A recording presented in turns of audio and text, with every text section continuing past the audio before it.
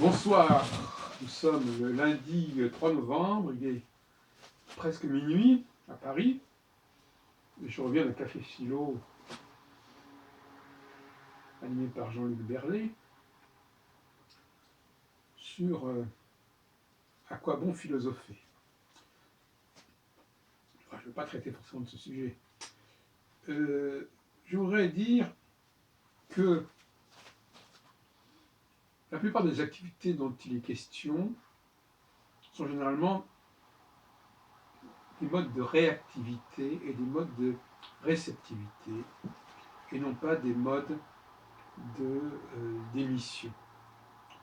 Mais il y a une forme d'imposture à ce niveau-là qui fait qu'on essaie de nous faire croire que ce qui n'est qu'un acte de réception est en fin de compte un acte d'émission. Et ce n'est pas une imposture innocente, car quelque part, c'est une façon pour le féminin d'éclipser, d'esquiver le masculin. Donc ce n'est pas une petite affaire. J'ai déjà dit dans de précédentes interventions, dans de précédents écrits, que interpréter une œuvre de quelqu'un d'autre, ou même sa propre œuvre ancienne, c'est un acte de réception. Même si il débouche sur un produit, c'est un acte de réception. Alors je vais prendre une image un petit peu triviale, mais quand je digère quelque chose, et que il en sort des excréments, ces excréments sont le fait de la réception, et non pas de l'émission. En fin de compte, toute réception produit des excréments, produit une digestion. Et on ne saurait présenter ces excréments comme une création ou comme une émission, même si, littéralement, c'est quelque chose qui sort de moi. Émission, ex. Donc, on a toujours dit, j'en ai déjà souvent parlé, il y a une impuissance du langage à être clair dans l'immédiat. C'est aussi le rôle de la philosophie de clarifier le langage, notamment la philosophie analytique. Quand philosopher, c'est aussi préciser ce qu'on dit, ce qui est dit, de façon à pouvoir digérer. Ce sont des fonctions, philosopher, c'est une fonction d'assimilation et de digestion, donc une fonction de réception.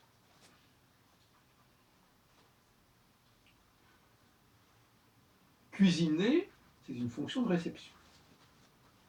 Même s'il y a une émission, même si je fais un plat, je le fais avec des produits qui me sont donnés, que j'ai achetés, peu importe. Et donc c'est un acte de réception, de digestion, d'assimilation. Et non pas, ce n'est pas une émission. Au sens strict du terme, ce n'est pas une émission, même si on peut jouer sur les mots.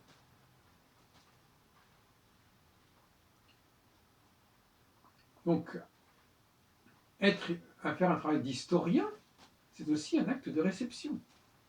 J'essaie de comprendre ce qui s'est passé, comment on en est arrivé là, quelle a été la genèse du processus.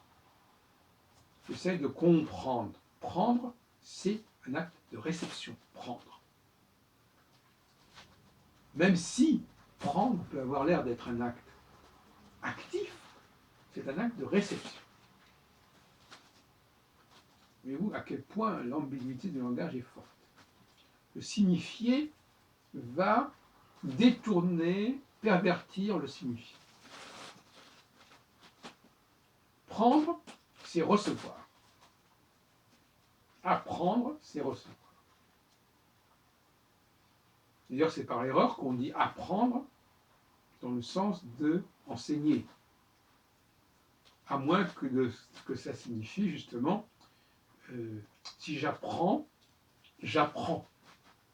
C'est-à-dire il sort de mon apprentissage quelque chose que je transmets. Et là encore, on est dans le domaine de la réception. Donc, cuisiner, c'est recevoir. Philosopher, c'est recevoir. Parler de l'histoire de quelque chose, c'est recevoir.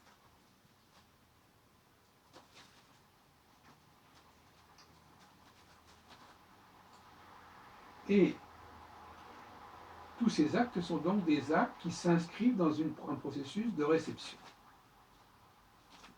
qui m'aident à recevoir. Oui, une fonction qui me permet de recevoir. Pourquoi pas? Pas de problème. Mais cette fonction de triage, cette fonction de filtrage, on est toujours dans la réception, ne doit pas être confondue avec une fonction créatrice et émettrice, au sens puissant du terme, émettre. Proposition-réception. Et là, on peut introduire la notion de sérendipité. C'est-à-dire, au sens darwinien, ou au sens... on sait qu'il y a des rapports entre la démarche darwinienne et la démarche de la création musicale. C'est-à-dire, laisser quelque chose émerger qui n'est pas, stricto sensu, la conséquence de ce que j'ai reçu. Et n'est même pas, stricto sensu, le calque de ce qui se présente à moi. Il y a une espèce de décalage, de déphasage, qui est la condition même de la création et de l'émission. L'émission est à 100 lieues de la transmission. Et dire que transmettre, c'est émettre, c'est une façon de parler. C'est une simple façon de parler.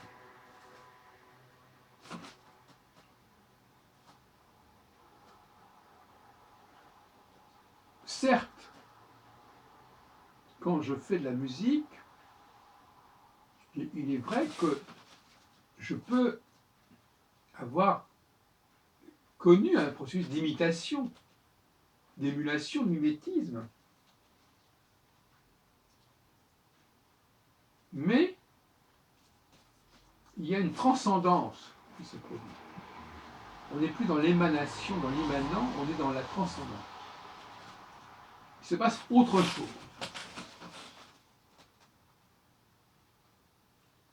On transcende ce qu'on a reçu. Alors là, on va discuter de savoir à partir de quel moment il y a une transcendance. Est-ce que Rubinstein, quand il joue du Chopin, il est dans la transcendance? Je dirais non. Car la transcendance implique de transformer le signifiant, et pas seulement le signifiant. Je change la forme.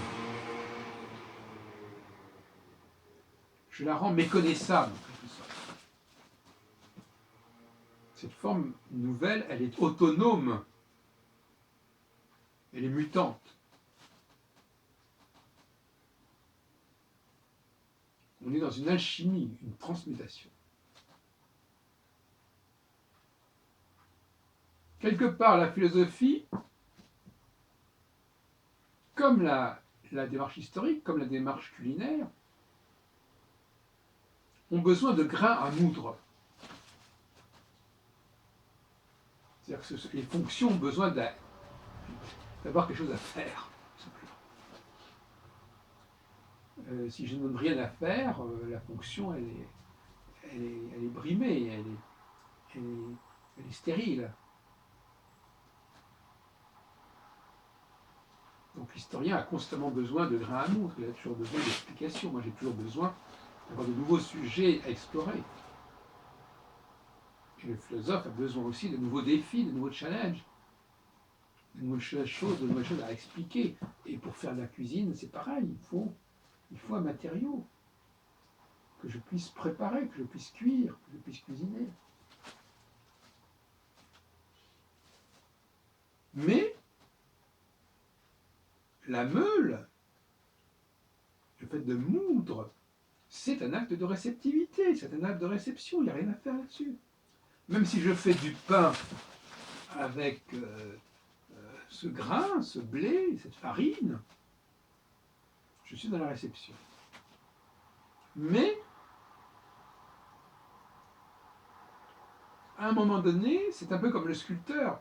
On ne va pas dire que le sculpteur, il est dans la réception quand il travaille un bloc de pierre.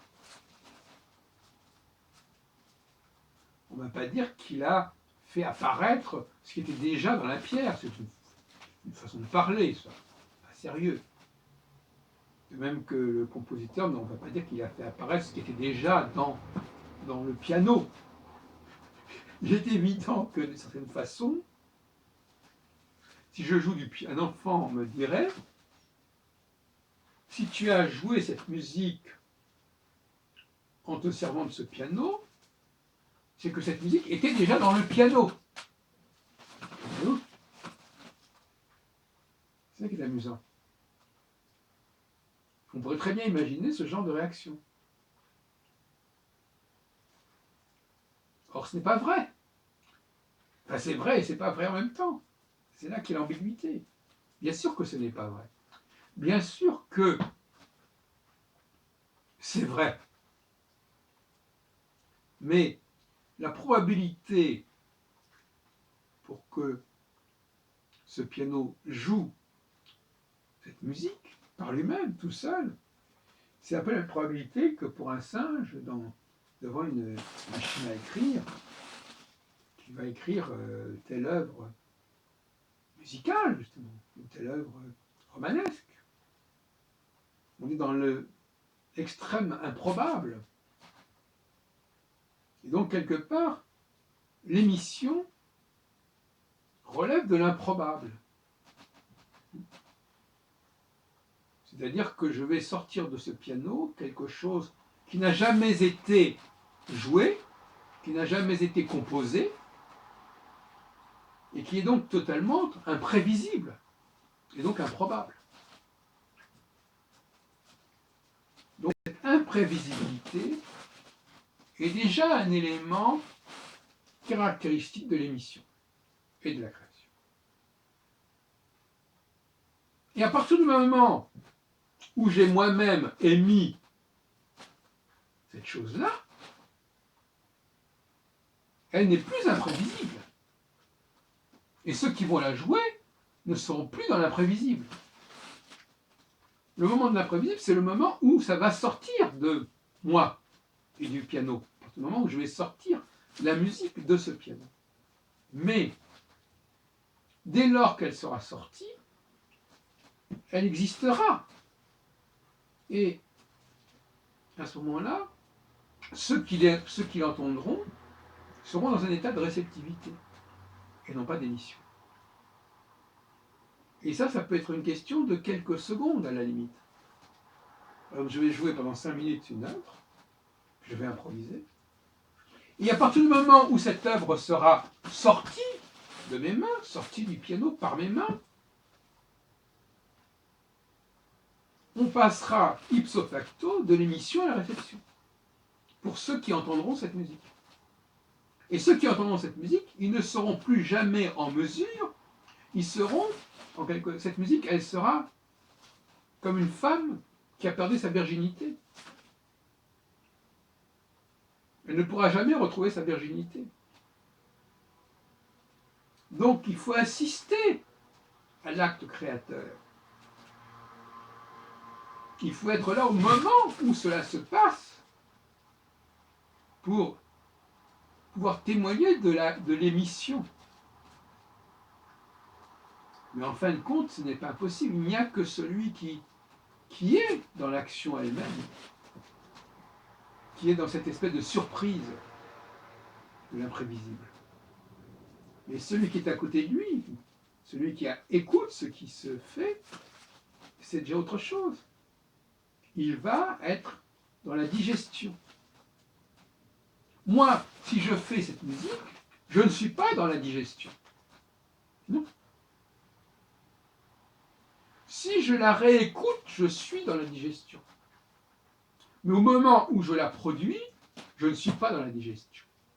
Mais c'est un moment très, très subtil, très rare, évanescent, éphémère. Autrement dit, le moment de l'émission est un acte infiniment plus rare, plus unique que le moment de la réception. Autrement dit, pour un acte de l'émission, il peut y avoir 1000 actes de la réception. On passe du singulier au pluriel. Et le pluriel, quand je suis dans le pluriel, eh bien je suis forcément dans la réception. À moins d'être le seul et unique récepteur de la chose en question, je ne suis qu'un parmi tant d'autres qui reçoivent, dans l'espace et dans le temps. Pour un émetteur, il y a une quantité infinie de récepteurs dans l'espace et dans le temps.